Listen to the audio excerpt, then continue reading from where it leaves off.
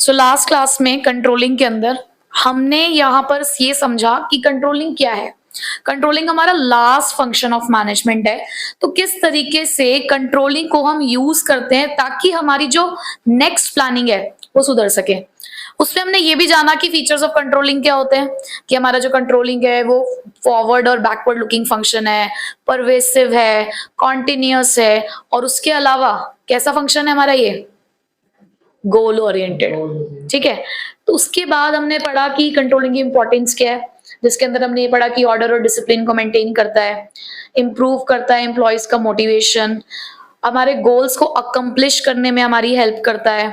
ठीक है, उसके अलावा हमने पढ़ा कि ये कोऑर्डिनेशन इन एक्शन लेकर आता है, और यहाँ पर एक्यूरेसी ऑफ स्टैंडर्ड्स को हम चेक भी करते हैं। तो इस तरीके से हमने ये बेसिक जो इन्फॉर्मेशन है कंट्रोलिंग की वो समझ ली है। अब कंट्रोलिंग को करते कैसे, किस तरीके से ऑर्गेनाइजेशन में कंट्रोलिंग का फंक्शन परफॉर्म किया जाता है, तो उसके लिए हमारे पास एक पूरी प्रोसेस है। इस बुक की आखिरी प्रोसेस, इस पूरी बुक में हमने टोटल नंबर ऑफ प्रोसेसेस पढ़ी है 6, तो ये आखिरी प्रोसेस है आपकी। और इसके लिए सी माई कैट, कैसे याद रखना है, सी माई कैट, जहां पर एस क्या है, सेटिंग परफॉर्मेंस स्टैंडर्ड, एम क्या है, मेजरमेंट ऑफ एक्चुअल परफॉर्मेंस, सी क्या है, comparing the actual performance with standard, फिर ए है हमारे पास एनालाइजिंग द डेविएशंस, और टी है हमारे पास टेकिंग करेक्टिव एक्शन। तो इसके लिए हमारे पास ये 5 स्टेप हैं जिससे हम अपने यहाँ पर कंट्रोलिंग फंक्शन को परफॉर्म करेंगे। तो पहले शुरुआत करते हैं पहले पॉइंट के साथ, सेटिंग परफॉर्मेंस स्टैंडर्ड। आप कंट्रोल कब कर पाओगे, जब आपको पता होगा ना कि वो क्या क्राइटेरिया है जिसके अगेंस्ट आपकी परफॉर्मेंस का मेजरमेंट होने वाला है, आपको कहां से इवैल्यूएट किया जाने वाला है, ये आपको पता होगा, तभी तो हम कुछ कंक्लूजन निकाल पाएंगे। आपको पता है कि आपके हाफ ईयरली एग्जाम्स होने वाले हैं। अब कितने मार्क्स के होते हैं half yearly exam, theory paper की बात कर रही हूँ, 80 मार्क्स का है ना। जितने भी मोस्टली आपके सब्जेक्ट्स हैं सबके पेपर 80 मार्क्स के होते हैं। वो कोई कोई होता है जो आपका 70 मार्क्स का होता है, जैसे कि अगर फिजिकल एजुकेशन अगर आपके पास है तो वो 70 मार्क्स का पेपर है। तो आपको ये बात पता है कि आप जो भी कुछ यहाँ पर जितने मार्क्स ऑब्टेन करने वाले हो उसका इवैल्यूएशन आउट ऑफ 80 होने वाला है, और उस 80 में से वो कितने मार्क्स आपको लेकर आने होंगे ताकि आपको पास की कैटेगरी में डाला जा सके। वो 27 मार्क्स हैं, सेफर साइड वाले ना, 26.5 की बोले हम, वो 27 मार्क्स हैं जो आपको पास और फेल की कैटेगरी में डालते हैं कि अगर 27 या उससे अबव आते हैं तो आप पास हो जाओगे, और अगर 27 से कम रह जाते हैं तो आप फेल की कैटेगरी में जाओगे, है ना। तो इसका मतलब ये जो 27 है ना, इसने आपको एक क्राइटेरिया दे दिया है जो ये डिसाइड करेगा कि आपकी परफॉर्मेंस कैसी है, आप अपने परफॉर्मेंस में पास हुए हो या फेल। तो यहीं से निकलती है हमारी स्टैंडर्ड की डेफिनेशन कि स्टैंडर्ड होते क्या है, स्टैंडर्ड वो क्राइटेरिया है जिसके अगेंस्ट हम अपनी परफॉर्मेंस को इवैल्यूएट करने वाले हैं, हम अपनी परफॉर्मेंस को मेजर करने वाले हैं। तो पहला पॉइंट, जब भी आप इस पॉइंट को एक्सप्लेन करोगे आपको ये बताना है कि स्टैंडर्ड क्या है। आप कह रहे हो कि हमने परफॉर्मेंस का स्टैंडर्ड सेट किया है, तो व्हाट इज स्टैंडर्ड, आप बार बार स्टैंडर्ड स्टैंडर्ड कह रहे हो, तो स्टैंडर्ड है क्या, स्टैंडर्ड वो क्राइटेरिया है जिसके अगेंस्ट एक्चुअल परफॉर्मेंस हमारी मेजर होगी। चलो ठीक है, ये बात भी समझ आ गई। कैसे सेट कर सकते हैं इसको, मैंने बहुत अच्छा पेपर किया, बहुत मेहनत से पेपर किया, अच्छा पेपर, मेहनत है, ठीक है। मैंने 29 मार्क्स सिक्योर किए, एक को आप मेजर कर पा रहे हो, एक को आप मेजर नहीं कर पा रहे हो, बस स्टैंडर्ड यही है। हमारे पास स्टैंडर्ड 2 तरीके के होते हैं, क्वांटिटेटिव और क्वालिटेटिव। क्वांटिटेटिव स्टैंडर्ड क्या होगा, जिसको मेजर किया जा सकता है, जो फिगर्स के फॉर्म में है, जो नंबर्स के फॉर्म में है। और क्वालिटेटिव क्या होता है, जिसका मेजरमेंट नहीं किया जा सकता, जो फिगर्स की फॉर्म में नहीं है, जहां पर हम कुछ क्वालिटीज के बेसिस पे स्टैंडर्ड को सेट कर रहे हैं। जैसे कि, तो अगर मैं क्वांटिटेटिव की बात करूं तो क्वांटिटेटिव में क्या हो सकता है, कितनी कॉस्ट लगी, कितना रेवेन्यू कमाया, कितनी यूनिट्स प्रोड्यूस कर दी है, कितनी यूनिट आपने बेच दी, ये सारी चीजें काउंटेबल है ना, फिगर्स की फॉर्म में। बट वहीं पे अगर मैं क्वालिटी की बात करूं तो हमने कितना टाइम लिया अपने कस्टमर को सर्विस देने के लिए, यानी कि कस्टमर सेटिस्फेक्शन। कई बार आप देखते होगे फीडबैक फॉर्म फिल कराया जाता है, तो उस फीडबैक फॉर्म में क्या होता है, आपको क्वालिटीज के बेसिस पर उनको रेट करना होता है। कुछ क्वालिटी लिखी होती है, जैसे कि आपको कस्टमर सर्विस कैसी लगी, फूड की क्वालिटी कैसी लगी, ठीक है। उसके अलावा जो हमारे यहाँ वर्कर्स काम कर रहे हैं उनका बिहेवियर, वर्कर्स बिहेवियर, तो उसी के बेसिस पे आप रेटिंग कर रहे हो ना, दैट मीन्स वो क्या है, उनकी क्वालिटी है। तो वहां पर उन्होंने कौन सा स्टैंडर्ड सेट किया, क्वालिटेटिव। ठीक है, अब आप मुझे बताओ लेकिन बेस्ट कौन सा होता होगा, क्वांटिटेटिव या क्वालिटेटिव? क्वांटिटेटिव, क्योंकि उसके अंदर मेजरमेंट ज्यादा आसान है। तो बस यही 3 बातें हमारे पास यहाँ पे कि पहली बात कि हम क्या करते हैं, सबसे पहले तो हम आपको ये बता रहे हैं कि what are the standards. Standards क्या है, वो क्राइटेरिया जिसके अगेंस्ट हम अपनी परफॉर्मेंस को मेजर करेंगे। 2 तरीके से कर सकते हो, क्वांटिटेटिव और क्वालिटेटिव। अब क्वांटिटेटिव क्या होता है, वही जिसको आप in terms of figures calculate कर सकते हो, जहां पर मैं कह रही हूँ कि कितनी कॉस्ट लग रही है, कितना रेवेन्यू आपने अर्न किया, कितनी यूनिट्स खरीदी या बेची, और भी हो सकते हैं। क्वालिटेटिव में आप गुडविल और मोटिवेशन को दे सकते हो कि आपके एम्प्लॉय की गुडविल कैसी है, वो कैसा काम कर रहा है, उसका मोटिवेशन लेवल कैसा है। या फिर इसका एक एग्जांपल लें कि एक कस्टमर को सर्व करने में हम कितना टाइम लेते हैं, यानी कि कस्टमर सेटिस्फेक्शन लेवल अगर हमें चाहिए तो उसके लिए हम कितना टाइम दे रहे हैं उसको, तो वो हमारे लिए क्या है, एक क्वालिटेटिव स्टैंडर्ड है। ठीक है, नेक्स्ट, अब हमें स्टैंडर्ड तो पता चल गया कि कितना है, अब हमें मेजरमेंट करना है कि एक्चुअल परफॉर्मेंस को कैसे मेजर किया जाएगा। बहुत सारे तरीके हैं। पहला तरीका, पर्सनल ऑब्जर्वेशन। हम पर्सनली ऑब्जर्व कर रहे हैं आपको काम करते हुए, आपको हम देख रहे हैं, आपके ऊपर निगरानी कर रहे हैं पर्सनली। मैं पर्सनली आके आपको देख रही हूँ कि आप क्या कर रहे हो, कैसे कर रहे हो। So this is the technique of personal observation. Individually देखा जा रहा है सबको। या फिर हमने ऐसे किया कि हमारे वर्कर्स, सारे वर्कर्स काम करते हैं, यूनिट्स बना रहे हैं, 1000 यूनिट बन गई। अब 1000 यूनिट तो मैं चेक नहीं कर सकती, तो मैंने क्या किया, उसमें से लगभग 20 से 30 यूनिट निकाल ली, 100 यूनिट निकाल ली और उनको चेक किया, सैंपल चेकिंग।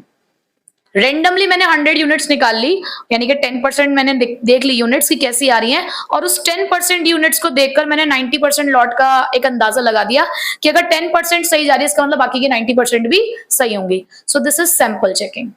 दूसरा तरीका ये हुआ। तीसरा, आपकी परफॉर्मेंस रिपोर्ट बना के, अभी आप फिर ले आएगा, रिपोर्ट कार्ड बनेगी, वो भी तो बताएगी ना कुछ। प्रोग्रेस रिपोर्ट, हर सब्जेक्ट में कैसे चल रहे हो। तो ये भी क्या है, आपका मेजरमेंट नहीं है एक्चुअल परफॉर्मेंस का। आप एग्जाम देकर आओगे और सब्जेक्ट में मार्क्स सिक्योर करोगे ना, तो हम देख रहे हैं कितने कितने मार्क्स आ रहे हैं, कौन सा सब्जेक्ट ऐसा जिसके ऊपर ध्यान देने की जरूरत है, कौन सा अच्छा चल रहा है, कौन सा खराब चल रहा है, वो तभी तो पता चलेगा। ठीक है, उसके अलावा रेशियोज कैलकुलेट करना। हम कई बार आपकी परसेंटेज पूछते हैं आपसे, मैं आपसे ये नहीं पूछती इंडिविजुअल मार्क्स कितने आपके हर एक सब्जेक्ट में, मैं कह रही हूँ मुझे ये 2 डिजिट में बता दो, अपनी परसेंटेज बता दो। कोई कह रहा है 50, कोई 60, कोई 70, कोई 80, कोई 90, तो ये परसेंटेज अपने आप में कुछ कह रही है ना, तो ये भी तो एक तरीका है जानने का कि सामने वाला कैसे परफॉर्म कर रहा है, उसकी परफॉर्मेंस का लेवल क्या है।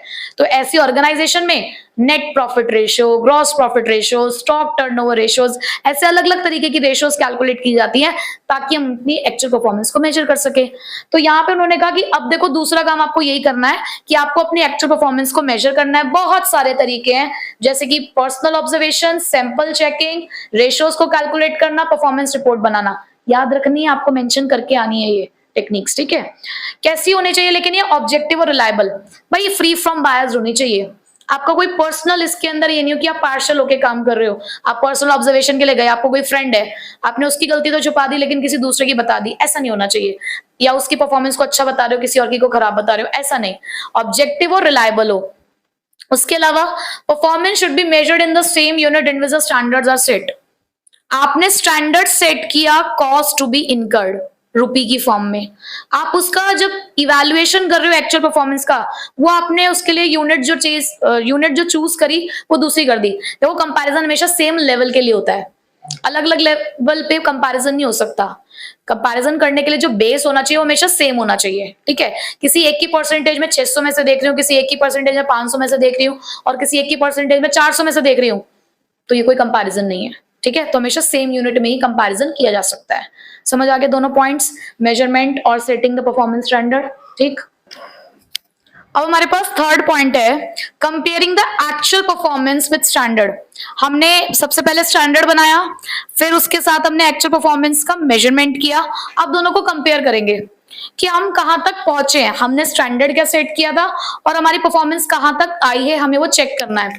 तो उसके लिए कंपैरिजन होगा, और ये कंपैरिजन आपको क्या बताएगा, डिफरेंस। ऐसा भी हो सकता है कि आपकी एक्चुअल परफॉर्मेंस आपके स्टैंडर्ड परफॉर्मेंस के बराबर ही हो, बट जितना आपने स्टैंडर्ड सेट किया अगर उतनी आपकी परफॉर्मेंस रही तो कोई भी डेविएशंस नहीं निकल कर आएंगे। जब कोई डेविएशंस नहीं है तो कोई प्रॉब्लम भी नहीं है। बट बात आती है कि जब डिफरेंस आ रहा है, बट डिफरेंस दो तरीके के हो सकते हैं, पॉजिटिव भी हो सकता है और नेगेटिव भी। अगर आपकी एक्चुअल परफॉर्मेंस स्टैंडर्ड परफॉर्मेंस से ज्यादा है तो आप मुझे बताओ पॉजिटिव है या नेगेटिव है? पॉजिटिव है, एक्चुअल परफॉर्मेंस। अगर आपकी एक्चुअल परफॉर्मेंस अच्छी हुई तो इसका मतलब ये अच्छी बात है, तो ये आपके लिए पॉजिटिव डेविएशन को शो करेगा। बट वहीं पे अगर आपकी एक्चुअल परफॉर्मेंस स्टैंडर्ड परफॉर्मेंस से कम रह जाती है तो ये किस चीज को शो करेगा? नेगेटिव डेविएशन को। तो किस वाले डेविएशन की तरफ ज्यादा ध्यान देने की जरूरत है, पॉजिटिव या नेगेटिव? हाँ, हमें करेक्टिव एक्शन लेने पड़ेंगे नेगेटिव वाले में, ठीक है। लेकिन उस काम को करने से भी पहले हमें उन डेविएशंस को एनालाइज करना पड़ता है। तो पहले कंपैरिजन वाला पॉइंट देख लेते हैं। Such comparison will reveal the deviation between the plan and the actual performance. कि जब आप ये कंपैरिजन करोगे तो उससे आपको बेसिकली क्या मिलेगा? डेविएशन, यानी कि difference. If there is a deviation then the extent of the deviation is determined. भाई अगर डिफरेंस निकल रहा है, हमें गलती दिख रही है, तो हमें ना गलती की हद देखनी है कि वो किस हद तक की गलती है। कई बार आप भी गलती करते हो तो आपके पेरेंट्स भी देखते हैं कि गलती इग्नोर करने वाली है या ध्यान देने वाली है। जब तक ऐसी गलती होती है कि इग्नोर की जा सकती है तब तक वो इग्नोर कर रहे होते हैं। इसका मतलब आपके गलती का रेंज क्या चल रहा है? माइनर। भाई अगर आप माइनर मिस्टेक्स तक हो तो वो इग्नोर कर रहे होंगे कि ठीक है, हमें पता चल गया कि हमें इग्नोर करना है, चलो कर दो। लेकिन जहां वो गलती मेजर बन गई, यानी कि अब तो सुधार कार्य करना पड़ेगा, तो इमीडिएट एक्शन होता है। तो यहां तक हमने डेविएशंस का क्या फाइंड आउट कर लिया? एक्सटेंट। अब उन डेविएशंस को करना है हमें एनालाइज।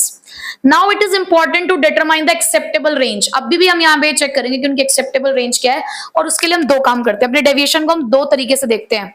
पहले जरा क्रिटिकल पॉइंट कंट्रोल को समझते हैं, और इस पूरी प्रोसेस में ना ये इकलौता पॉइंट बहुत बहुत बहुत इंपॉर्टेंट है। लिख लो इसे, तो वेरी इंपॉर्टेंट, क्योंकि इस फोर्थ पॉइंट से आपके पास अगर 3 या 4 नंबर का क्वेश्चन नहीं आया तो 1 नंबर का क्वेश्चन तो बनता ही बनता है। वो पूछ लेंगे आपसे कि हाँ, कुछ ना कुछ इस पॉइंट से रिलेटेड आपके पास पेपर में जरूर आएगा। तो बहुत इंपॉर्टेंट है ये अकेला पॉइंट। बाकी सारे पॉइंट अकेले इंपॉर्टेंट नहीं है, बट इससे सेपरेट क्वेश्चन बनने के चांसेस होते हैं। तो इसको बहुत ध्यान से हम समझते हैं। पहली बात, क्रिटिकल पॉइंट कंट्रोल क्या होता है? आप सभी लोगों ने रामायण तो देखी होगी। सबको ये पता है कि राम जी ने किस तरीके से रावण का वध किया था। बेसिकली रावण को मारा नहीं जा सकता था क्योंकि रावण ने शिव जी से वरदान लिया हुआ था कि वो अमर है। लेकिन रावण की एक कमजोरी थी, और उस कमजोरी का पता उसके भाई को था, विभीषण। और विभीषण ने वही कमजोरी राम जी को आके बता दी थी, और यही कारण बना कि किस तरीके से रावण को हराया गया। तो जब किसी को हमारी कमजोरी पता हो ना, तो इसलिए कहते हैं कभी किसी को अपनी वीकनेस नहीं बतानी चाहिए, कमजोरी नहीं बतानी चाहिए। क्यों? क्योंकि वही कमजोरी आपके विनाश का कारण बन सकती है। तो हमारा जो ऑर्गेनाइजेशन है ना, इसी प्रिंसिपल, इसी रूल पे काम करता है। वो कहता है कि हर ऑर्गेनाइजेशन में ना बहुत कुछ गलत होता है, बहुत सारी गलतियां हो सकती है, मिस्टेक्स हो सकती है। यार काम करते हैं, गलतियां तो होंगी, बट हर गलती पे हम बैठ के सोच विचार करें, हर गलती पे हम काम करते रहे, तो ये पॉसिबल नहीं है।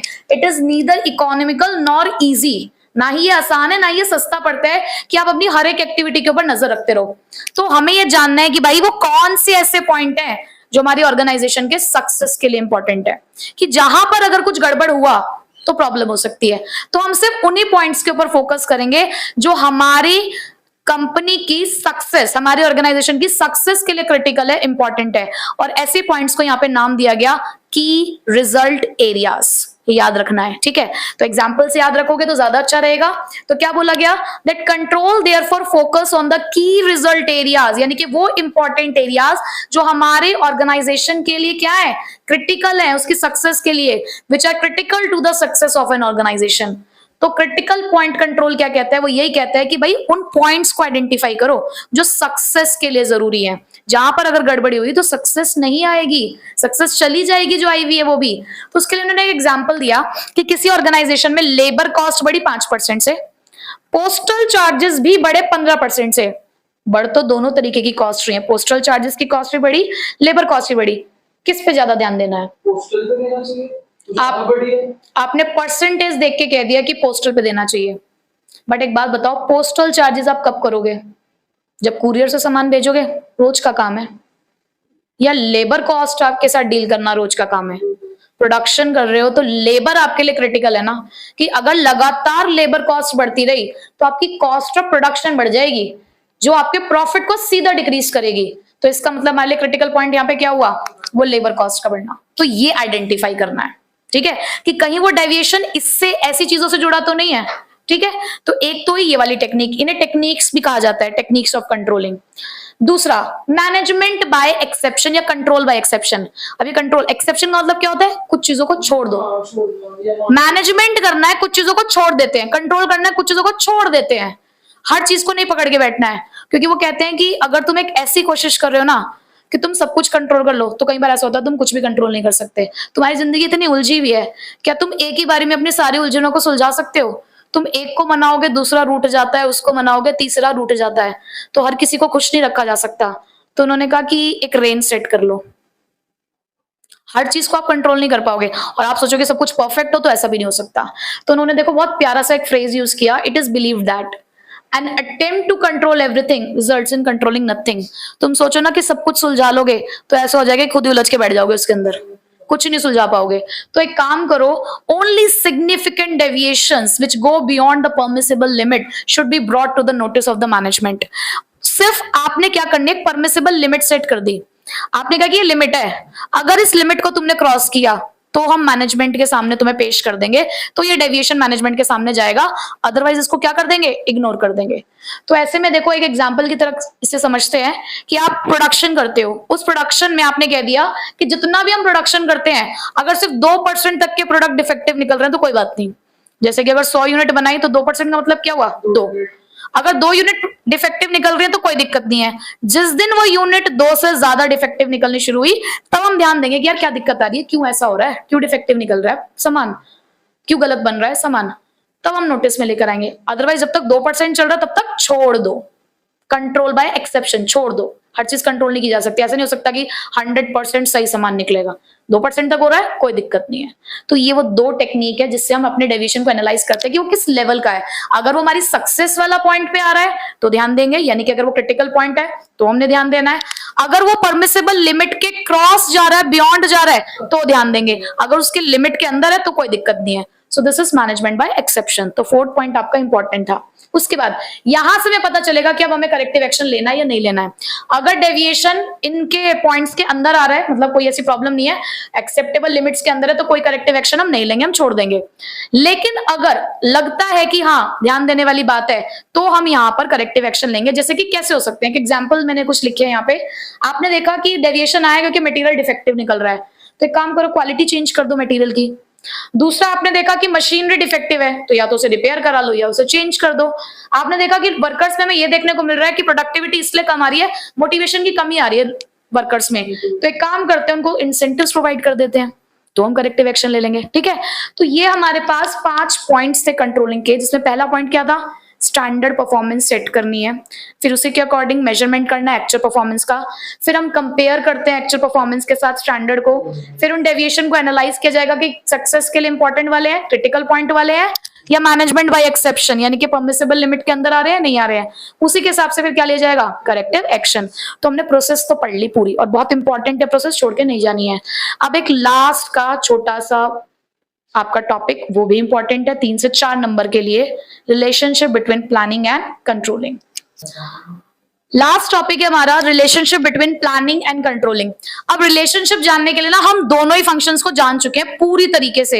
हम ये भी जानते हैं कि प्लानिंग क्या होता है, हम ये भी जानते हैं कि कंट्रोलिंग क्या होता है। एक पहला फंक्शन है मैनेजमेंट का, तो एक आखिरी फंक्शन। ठीक है, सो ये कह सकते हैं हम कि planning and controlling are inseparable twins of management, यानी कि ना जुदा किए जाने वाले वो ट्विन्स हैं हमारे, जुड़वा है मैनेजमेंट के, यानी कि दोनों की हमें जरूरत है। प्लानिंग जितनी इंपॉर्टेंट है उतनी इंपॉर्टेंट हमारे लिए कंट्रोलिंग भी है। सो सबसे पहला पॉइंट जो इस बात को डिफाइन करता है, that planning without controlling is meaningless. अगर आप किसी चीज को कंट्रोल ही नहीं कर रहे हो तो प्लान ही क्यों किया था आपने? आपने स्टार्टिंग में बहुत सारे ऑब्जेक्टिव सेट करे कि यार ये करना है, ये करना है, ये करना है। जब आपने काम कर दिया उसके बाद आपने देखा ही नहीं कि आपने किया क्या है, आपने अपनी अगली प्लानिंग को सुधारा ही नहीं। क्यों? क्योंकि लास्ट में आपने कंट्रोल किया ही नहीं चीजों को। तो जब आप यहाँ पर एक बार प्लान कर देते हो, उसके ऊपर काम करना शुरू कर देते हो, एक्शंस परफॉर्म हो चुके हैं, तो फिर करेक्टिव एक्शन लेना भी जरूरी है कि अगर कहीं गलती है तो उसको सुधारना भी जरूरी है। तो बिना कंट्रोलिंग के प्लानिंग का कोई मतलब नहीं है। दूसरा, controlling is blind without planning, यानी कि अगर आपके पास स्टैंडर्ड नहीं होंगे तो आप कंट्रोल क्या करोगे? आपने कुछ सोचा ही नहीं करना क्या है, तो फिर कंट्रोल क्या कर रहे हो तुमने कोई ऑब्जेक्टिव सेट नहीं किया, तुम्हारे पास कोई स्टैंडर्ड नहीं है उसको देखने के लिए कि यार कहां से मेजरमेंट करना है, तो फिर कंट्रोलिंग क्या है? कंट्रोलिंग कुछ भी नहीं है ना। So controlling is blind without planning. मुझे कुछ दिख ही नहीं रहा है कि मुझे करना क्या है, किस चीज को कंट्रोल करना है, किसके लिए करेक्टिव एक्शन लेने, मेरे पास कुछ है ही नहीं, तो बिना प्लानिंग के कंट्रोलिंग का भी कोई मतलब नहीं है। Both planning and controlling are forward and backward looking function. हम ये तो जान चुके हैं कि जो कंट्रोलिंग है वो आगे इसलिए देखता है क्योंकि वो आपकी पास्ट मिस्टेक को ठीक करके फ्यूचर परफॉर्मेंस को इंप्रूव करेगा, पीछे वो इसलिए देखेगा ताकि गलतियां पता चल सके। तो कंट्रोलिंग बैकवर्ड और फॉरवर्ड है, ये हमने फीचर्स में ही पढ़ लिया। बट प्लानिंग कैसे है? प्लानिंग तो हमेशा फॉरवर्ड लुकिंग तो है ही, क्योंकि हम प्लानिंग को कहते हैं इट इज फ्यूचरिस्टिक। पर जब हम न्यू प्लानिंग करते हैं ना कहीं हम पीछे की प्लानिंग को भी देखते हैं एक बार कि हमने पहले क्या किया था, अब उसमें कुछ फेर बदल करके हमें जो नई प्लानिंग करनी है तो उसमें क्या सीख लेकर हमें नई प्लानिंग करनी है। तो इसलिए प्लानिंग भी खुद बैकवर्ड भी है, फॉरवर्ड भी है। इसी तरीके से कंट्रोलिंग भी फॉरवर्ड भी है और बैकवर्ड भी है, क्योंकि जहां से प्लानिंग शुरू होती है वहीं पे लास्ट पे जाके कंट्रोलिंग पे खत्म होता है, फिर कंट्रोलिंग के आगे से ही प्लानिंग शुरू होता है। तो इसलिए दोनों आगे भी देखते हैं और पीछे भी देखते हैं। उसके बाद प्लानिंग प्रिस्क्रिप्टिव है, प्रिस्क्राइब तो करता है, एक सोच ही तो है, थिंकिंग ही तो है कि ये करना है। बट कंट्रोलिंग क्या है? इवैल्यूएटिव, क्योंकि यहीं पे तो आके आप सारे मेजरमेंट करते हो, यहीं पे तो आके सब चीजों को आप चेक करते हो ना। आपने जो चीज यहाँ पे प्रिस्क्राइब करी उसका इवैल्यूएशन तो यहीं आके होता है ना। तो यहाँ पर आपके सोच विचार का काम है, इंटेलेक्चुअल वर्क है, और यहाँ पर आपका किस चीज का काम है? इवैल्यूएशन का वर्क है। तो इसलिए बोला गया प्लानिंग प्रिस्क्रिप्टिव है और कंट्रोलिंग इवैल्यूएटिव। ठीक है, तो इसी के साथ मुबारक हो, आपका पार्ट 1 खत्म होता है बिजनेस स्टडीज का। 12 चैप्टर में से 8 चैप्टर आपके कंप्लीट होते हैं।